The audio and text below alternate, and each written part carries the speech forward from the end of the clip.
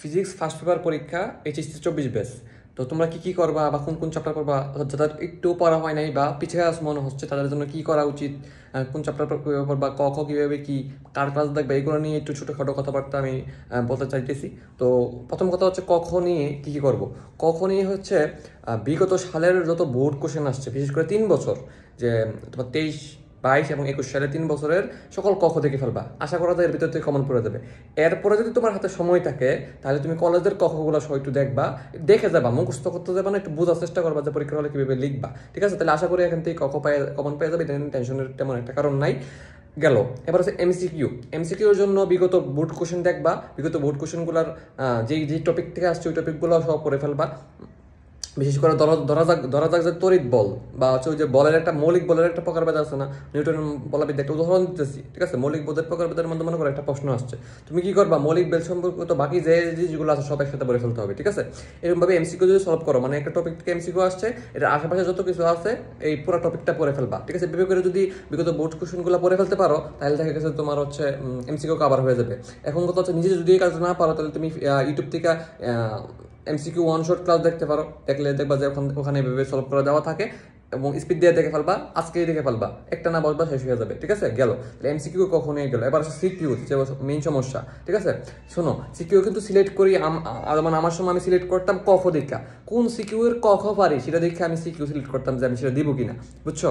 তো এটা একটা ব্যাপার। আরেকটা হলো যেটা সিকিউ আমি মিলাইতে পারতেছে কিনা, প্রথমে আমি দেখতাম যে একটা সিকিউর ম্যাথ আমি কোন সূত্র হবে ধরতে পারতেছে কিনা এবং সেটা মিলবে কিনা একটা চিন্তা করে নিতাম, চিন্তা করার পর সিলেক্ট করতাম। ঠিক আছে, এই জন্য সিকিউ প্রথমে সিলেক্ট করাটা কিন্তু খুব ইম্পর্টেন্ট, যে এখানে কোন সিকিউটা দেবে। কারণ দেখা গেছে তুমি ক খ কষ্ট করে লেখার পরও গিয়ে যদি দেখো গ গ মিলতেছে না, তখন পুরোটা সিকিউ কাটতে হবে। ঠিক আছে, এই জন্য প্রথম সিকিউ সিলেক্ট করার ক্ষেত্রে সতর্ক থাকবা।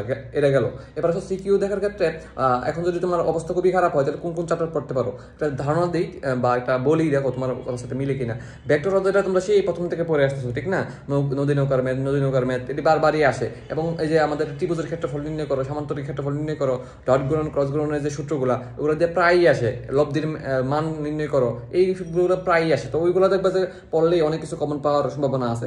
এরপরও যদি তোমার সমস্যা থাকে তাহলে তুমি ওয়ান শর্ট ক্লাস দেখবে। তাহলে 2 নম্বর চ্যাপ্টারের কথা বললাম, তাহলে কোন কোন চ্যাপ্টার পড়তে পারো সহজে?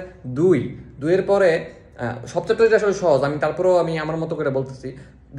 চ্যাপ্টার 2, দেন হচ্ছে চ্যাপ্টার 7 যেটা পদার্থের গাঠনিক ধর্ম, এটা তো আসেই অল্প একটু টপিক, পয়সনের অনুপাত তাহলে ইয়ংকের গুণাঙ্কর ম্যাথ, তাহলে এই আসেই এই টপিক, তাহলে এটা কখনো মিস দেওয়া যাবে না। ঠিক আছে, এটাতে সিকিউ আসেই 2-3টা টপিক, এটাতেই আসবে প্রশ্ন। ঠিক আছে, গেল। এরপর আসো 10 নম্বর অধ্যায়, সেটা হলো যে আপেক্ষিক আর্দ্রতার ম্যাথ। প্রতি বছর আসে 3/2 এনআরটি মানে গতিশক্তির ম্যাথ, তারপরে তোমার যে গড় মুক্ত পদের ম্যাথ সূত্রটা। ঠিক আছে, তারপরে হলো তোমার যে গড় বর্গমূল যে সূত্রটা। ঠিক আছে, আরএমএস বেগ নির্ণয়, এইগুলোই বারবার আসে এবং এটা কিন্তু আমাদের পরিবেশ রসায়নের সাথে মিল আছে। সো এটা কিন্তু ওখানে মিস দিবে না। ধরো তাহলে দেখো 2, 7, 10 3টা চ্যাপ্টার আগে শেষ করে ফেলবো। এবং ক খ আসলে যে চ্যাপ্টারগুলো তুমি স্কিপ করে দেবা, এই চ্যাপ্টার অন্তত ক খ এমসিকিউ যদি পারো সেইভাবে পড়ে দেবা। ঠিক আছে, এখন কার ক্লাস করবো এক্ষেত্রে অনেকেরই ওয়ান শট ক্লাস আছে, বন্দি পাঠশালা বলো বা আরেকটা ভাই আছে, আমার সময় আমি যার ক্লাস করছিলাম, কিছু ক্লাস করে গেছিলাম, সেটা হচ্ছে নুমান একাডেমি। ঠিক আছে, নুমান একাডেমির ইউটিউবে সার্চ দেবে, সার্চ দিয়ে হচ্ছে বাইরের ক্লাসগুলো দেখতে পারো, দেখলে দেখা যায় আশা করি যে উনি শেষ করে দিবে। মোটামুটি যে চ্যাপ্টার যদি বড় হয় 3-4 ঘন্টা লাগবে। এখন ডিউরেশন দেখায় 3-4 ঘন্টা, তুমি কি 3-4 ঘন্টা দেখবা?